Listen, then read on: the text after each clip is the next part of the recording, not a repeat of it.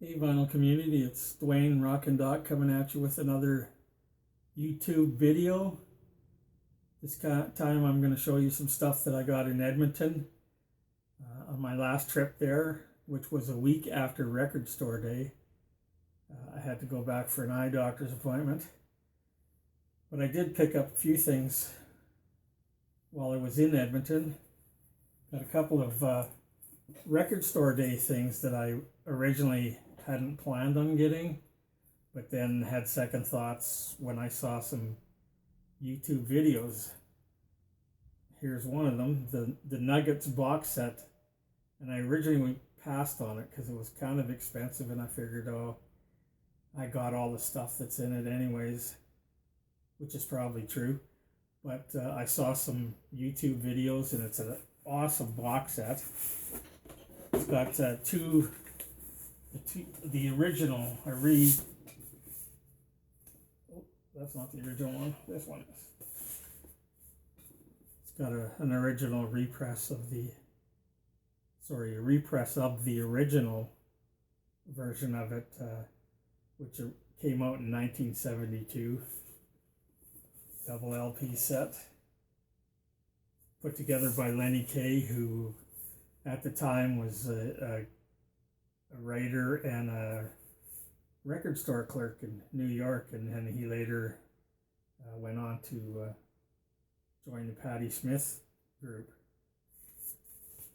But this is the first one, I guess called original artifacts from the first psychedelic era, 1965 to 1968. And then in this set, the box set was, apparently this was planned to be released, but for whatever reason wasn't. It was a volume 2 of that original artifacts. And both of these have a lot of bands that were fairly well known. Not all of them were really obscure. Some were, but not all of them. There's quite a bit of stuff on both of these that was well known at the time. Some of them even in the charts. And then another part of the box set is this one. It's called also Nuggets, and apparently these are kind of leftover tracks from the first one. Tracks that had been originally were going to be part of the first one, but they didn't have room for them, so they left them off, and that's what this one is. And it comes with this big booklet. Tells you a little bit about it, and there's some information about the bands on it. And then it's got this big double poster. I'm not going to unfold it, but it's a double-sided poster. One side's got the cover art from Volume 1, and the other side of it has the cover art from Volume 2. So once again, I wasn't originally going to pick that up, but I saw how awesome it looked on a couple of YouTube videos, and then I changed my mind and decided to get it. And here's another Record Store Day thing that I originally wasn't going to get, because I had this album when it first came out, and I didn't, it's not that I didn't like the music, I didn't like the album because it had a really muddy sound to it. So my original copy I sold, but I saw this on some YouTube videos, and people that were talking about it highly recommended it. And this is the Rich Kids. It's called Ghost of Princes and Towers, and it came out originally in 1978. This is the Record Store edition, and it's remastered and sounds way better than the original did. And this band was put together by Glenn Matlock after he was kicked out of the Sex Pistols, and the story at the time was he got kicked out of the Sex Pistols because he liked the Beatles. So I don't know if that's true or just a bunch of bullshit that Malcolm McLaren made up.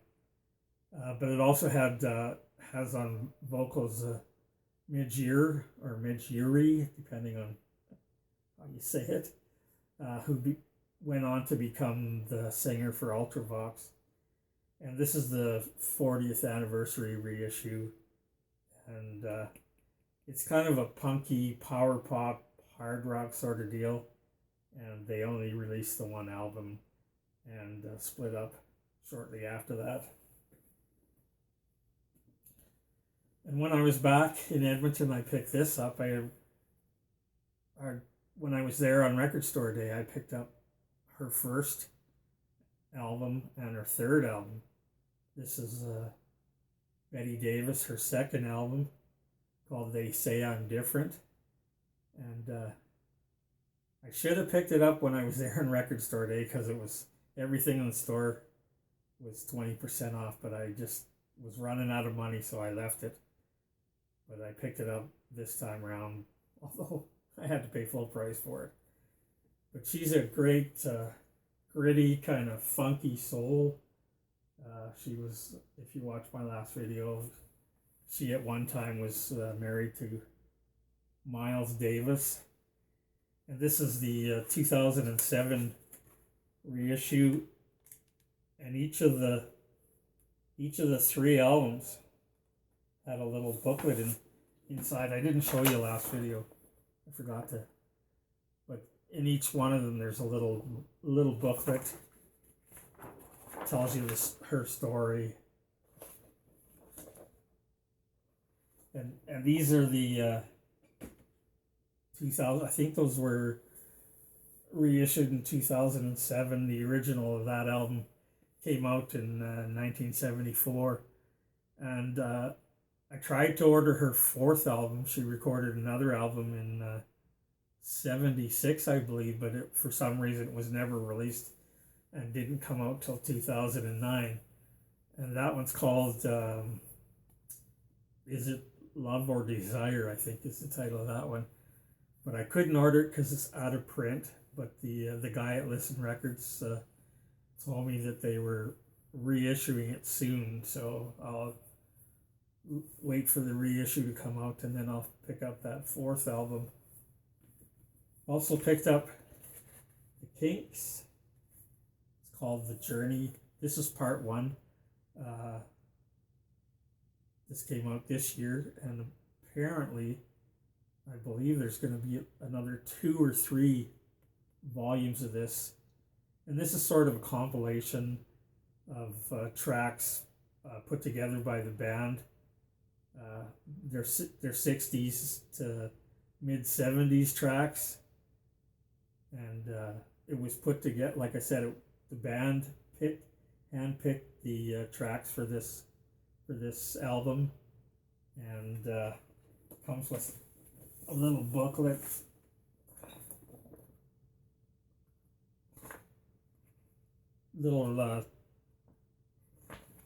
They talk a bit about each track, give you a little information about each track. And the hype sticker says that the includes 8 top 20 hits, key album tracks, singles, and B-sides. And like I said, there's supposed to be 2 or 3 more volumes of that coming out. And I also picked up this. This is the 2022 reissue of the Zombies Odyssey and Oracle album. Originally came out in 68. And a lot of people consider this their best album. And for some reason, I've never had this album before, even like when it first came out. This was actually their last album, and their previous album sold really poorly in the UK, so they didn't get much attention. And then it got a US release, and only because musician and producer Al Cooper had convinced Columbia Records to release it. And after it was released, they had the big hit on the radio, Time of the Season, that went to number 3 in the Billboard charts. But unfortunately, by that time, the band had split up, so nothing happened after that. Also picked up another one. This was a blind buy. The Splat Cats, called him Feelin' Bitchy, released in 1988. And I picked this up because, once again, I saw somebody on YouTube talk about the band. I don't think they showed this album. They showed one of their other albums and recommended it. They're an 80s garage rock sort of punk band from Buffalo, New York. And this one's still sealed. I haven't even opened it to listen to it yet. Also picked this up when I was at Eroc, and it was in their cheap bins, their $3 bins. And normally you don't find anything terribly interesting in the cheap bins, but I did find this compilation released in 1976. It's a various hits. It's called Hits of the Mersey Area. Hits of the Mersey Era, Volume 1. And it's got some fairly well-known British invasion bands from the early 60s, like Jerry and the Pacemakers, the Hollies, Freddie and the Dreamers, and the Swingin' Blue Jeans. And then there's a couple other bands on here. And each band does 2 tracks. So, nice find in the cheap bins. Also picked this one up. This is Earthquake, Why Don't You Try Me? And this is their second album. And they're a San Francisco power pop band. And their first 2 albums were on A&M. And they left A&M shortly after that. And some trivia here that I wasn't aware of until I was trying to get some information about this album was A&M allowed some of their music to be used in the movie Getaway in 1972. That was a big kind of smash hit movie with Steve McQueen in it. And because they used their music without getting proper permission to use it, they got a settlement from the movie company or from A&M, one or the other. And their manager, with that money that he got in the settlement, started the label Berserkly. And if you remember that label, it was a great label that had some really, really great power pop bands on it. Earthquake being one. Other ones that come to mind are Greg Kinn, the Rubinoos, and Jonathan Richman and the Modern Lovers were some of the bands that were on the Berserkly label. And if you see any Berserkly label stuff, I highly recommend you pick it up. Also got this one, Hanoi Rocks, Back to Mystery City. This is a 1983 Canadian pressing. It's their 4th album. They're a Finnish glammy hard rock kind of band. They formed in 79 but broke up in 1985 after their drummer Razzle was killed in a drunk driving car accident with Vince Neil driving in the car. In 2001, the band reunited with a new lineup and lasted till 2007. There's a picture of the band in the back there. I also finally got a sort of a fairly clean copy of this one, free live. and this was recorded at several UK shows and was released in 1971. And I've had several copies of this album, but I could never find one that was in really good condition. It was either the album jacket was trashed, or the album was trashed, or both. And I've had the original UK and European versions came in looked like an envelope. It had a thing in the back, and you could open it up, and it was just like I said, like an envelope. But this one doesn't. This is the Canadian reissue, and it doesn't have that. But like I said, finally got a copy of this one, free live, in fairly decent condition. And I'll pick this one up. I just about passed on this one. This is Status Quo and Ma Kelly's Greasy Spoon. It's their third album from 1970. And when I saw this, I wasn't sure. I thought I already owned a copy of this, but I wasn't 100% certain, so I figured, what the hell, I'll buy it. If I already have it, I'll sell whichever one. I'll keep whichever one is in the best condition and sell the other one. So, turns out I didn't have this one. I have it on cassette, or sorry, CD, but I don't have the album. So,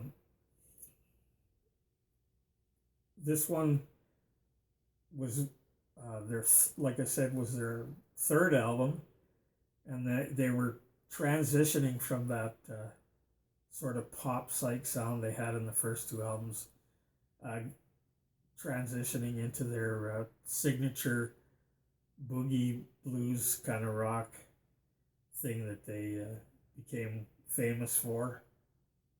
And